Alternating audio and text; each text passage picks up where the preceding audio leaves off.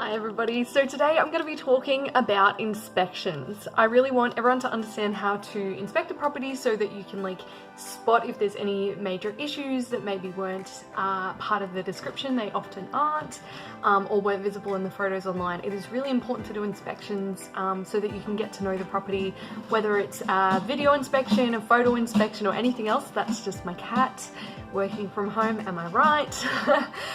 Yeah, so basically today I'm going to give you a rundown on all of that and yeah, just get you acquainted with what to look for, what to watch out for, and how to negotiate successfully with a real estate when there are issues, so as to be able to still get the property but also hopefully get a good outcome. So the very first thing, you'll need to figure out when the inspections for the property actually are. Sometimes when you're online, and a lot of the time you'll be finding properties online, I'm pretty certain that's almost the only place they're actually advertised, unless you go into the office, but during COVID that might not be as viable for everybody. But basically online, underneath the property, once you scroll down, they should have apply for an inspection or book an inspection here. Or if they have open inspection times, they'll actually usually list those times on the website. So make sure that you check that out, make sure that you know the details, make sure you mark it in your calendar ahead of time, and also think about how you want to present on the day. It can be a bit tricky because it's sometimes you don't know, but maybe the particular agent might perceive you wrong, they might be a bit judgy. It sucks sometimes, so just always good to think about how you're presenting and stuff like that to give yourself the best chance of getting the property and getting somewhere to live. Fingers crossed. Yeah, so if you are uncertain of the times, or if you have to book an inspection more manually, there'll usually be a form on the site, or they'll ask you to call the real estate agent via telephone, and then you can have that conversation. Another little quick tip is, if you want to get your application in nice and quick, I recommend fill out a paper application, fill out all the fields, or even electronic, fill out all the fields that you need to fill out. You can usually get the paper application from the real estate in advance, or the electronic version, just email them or give them a call. Fill it out, pretty much all the sections up until just the signing part. Have it ready to go so that if you like the property, you can hand your application in there and then. That shows that you're really keen, that you're well prepared, and that you really care about getting the place, which will put you in really good stead to potentially get that property. Now, if you do find any issues with the property, any deal breakers, any major issues, you can approach the real estate and talk to them about the prospect of fixing those up. During the inspection, just ask them if you like questions like, oh, this is a little bit, just pointing things out in a non-confrontational manner, sort of being like, oh, I just noticed this. They will probably be able to give you an explanation. They might even put their foot forward and say, yeah, we can fix that up. They might even offer that, depending on the issue. So make sure you take mental note of the things that they're happy to fix up, and then make sure that when you've done the application process, that you try to request in writing, if possible, things that you will need to have fixed up upon coming into the property. If you can get that in writing, it just gives you a really good guarantee of getting those things fixed. Be mindful about how much you ask to be fixed up as well, because if your list is a bit too exhaustive, they may then overlook you for another candidate, even if they're very reasonable requests. Unfortunately, I dislike that this happens, but it does sometimes happen, so just be mindful. There's a few things that are pretty set in legislation, which I will talk about a bit more extensively in future videos, but a few things to note down now are things like if you have a fence that has bits missing, they have to provide you with secure fencing, even if it's negotiating with the neighbours and getting them to fix their side or whatever it is, they have to ensure that when you move in. It could also be things like if any mold or any hazards, for example, like I said with the curtain rod, if anything's looking insecure, that it might fall down or it might hurt somebody. If you've got cracked plaster that might come down, if you've got asbestos or potential asbestos, paint that you suspect is lead, they have to make sure that those things aren't lead or aren't asbestos. basically they just have to make sure it's a nice livable property. So heating and cooling as well, they need to provide some form of heating and cooling in properties that are going to be used for residential purposes. So so make sure that you put any requests that you have in writing as politely and as respectfully as possible, and try to get it in writing upon putting your application in. So if you did do the little trick of having an application ready to go, you might want to hold off if there are issues that you need to have a little response in writing to before you put the application in. So yeah, there's your handy hints. Alrighty, I'm going to give you a little bit of a rundown of some different things that you'll need to look out for when you're inspecting the property, and a few things to make sure that you look at and look for. Let's go. Make sure that the doors open and close, and that they all actually properly close, particularly any doors that lead to the outside. Make sure that your windows open and close.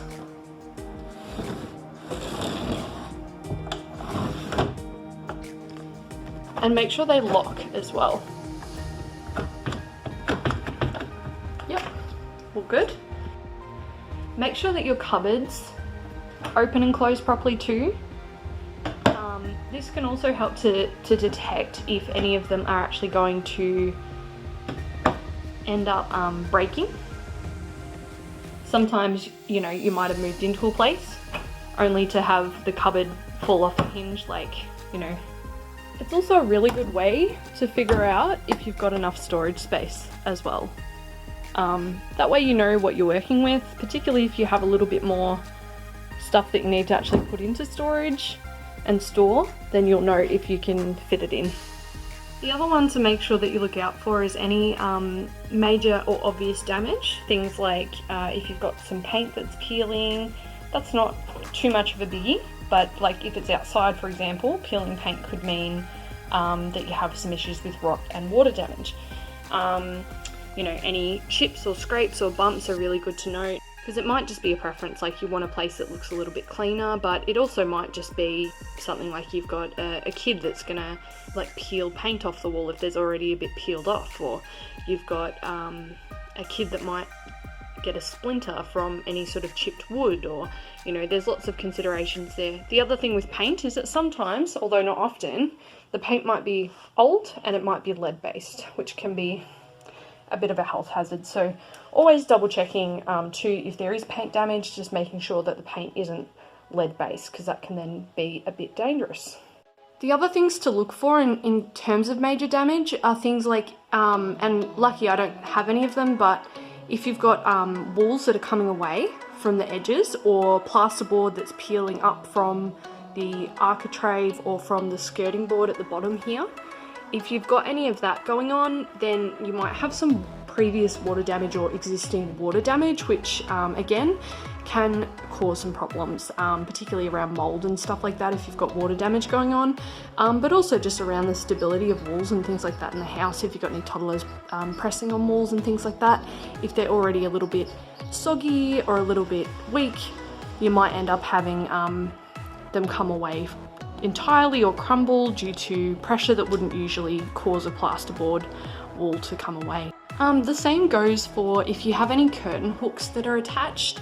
If there's a lot of cracking or chipping in the wood, it could be a little bit hazardous in that it might be, if there's any pressure put on the curtain rod, it might just come away, or the wood might break. So that's something to keep in mind too. We definitely don't want curtain rods falling on our heads. Again, like I've had a friend, all my tiles are beautiful, but I had a friend who had some chipped and cracked up tiles, and it became a bit of a hazard because she had some toddlers, and you know, they could cut themselves on that tile that had come away. It wasn't super safe, so anything like that is really good to note. The other thing too is usually they'll have carpets professionally steam cleaned, but sometimes if the carpet has like a pet urine smell or anything like that, it might be something that actually can't be gotten out through steam cleaning. So it's always good to check in with them, because if it's got like that pet urine or urine smell, it might actually be more permanent, and if you're not a fan of living with those odours, then it's definitely something that you want to note down. If the walls are yellowed or the ceiling is yellow due to like tobacco stains or just general oil stains, grease stains in the kitchen, in the living areas, just something to note down, because they should be cleaned by the time you come in, but sometimes smells and stuff can cling to walls and into paint, and it can be a bit of a pain once you've moved in to try to get that sorted out. If you've got any areas, particularly under windows, but anywhere in the house that look like they have mold in them, which when I moved in this had a little bit in, then you'd probably just want to double check that that's not due to issues like the window seal has come away and the water's leaking down into the wall, or that, you know, you have any leaks, you know, in the cladding outside that's allowing water in, or burst or dripping pipes, particularly if there's a lot of mold, or any black mold is definitely a health issue. And obviously, yeah, like you want to probably just check in and be like, hey, is this due to like any damage or water issues, and keep an eye on it. If you are going to then move into that property, you'll know what to keep an eye on as well. One of the big ones that I haven't mentioned yet is considering the space that you have. You know, you really want to be able to fit in the things that you've already got, or be able to make arrangements to sell or to store any furniture if you can't fit it. So really just sort of thinking in your head, maybe even measure your furniture up beforehand. Bring a measuring tape, they'll be fine with that, just so that you can sort of think about, will you be able to fit all your things into this property? Some of the more obvious like logistical things is like, how many bathrooms does it have? How many bedrooms? Does it have a kitchen? What sort of appliance outlets does it have? Like, does it have room to put a washing machine? Does it have those taps on the wall? Does it have a dishwasher installed? Does it have sink space to be able to store your bathroom things? Where are the power points is another really big one as well. Like, how many power points does it have? Where are they located? Will you be able to fit all your electronics in? Also checking particularly what cooking appliances it has. You might have a preference for like gas as opposed to electric stove tops. What sort of oven does it have? Is the oven big enough for your needs? Is it gas fired, etc.? Making sure that all of these appliances work, like dishwashers and ovens and things like that. You should be allowed to test these things at an inspection. Testing lighting as well, particularly if the electricity is actually hooked up at that time, as well as hot water, checking that the hot water works. The other thing to check is heating and cooling. Does it actually have a heater or an air conditioner? Where are they located? And do they work? You can usually ask for the remote and turn these on and off to figure that out.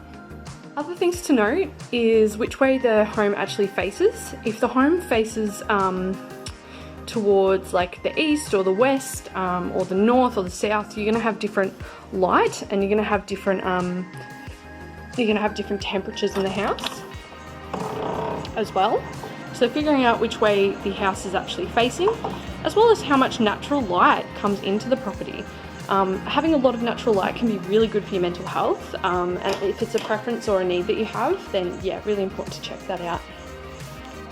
The other thing that you might note, and this one maybe is a little less common, is sometimes houses sink over time, in that the actual frame of the house can sort of start to, you know, just through gravity and time, can sort of start to sink on into the ground a little bit further. So you get this sort of like warping effect on the floor, where it will actually be sort of leaning almost like downhill in one direction.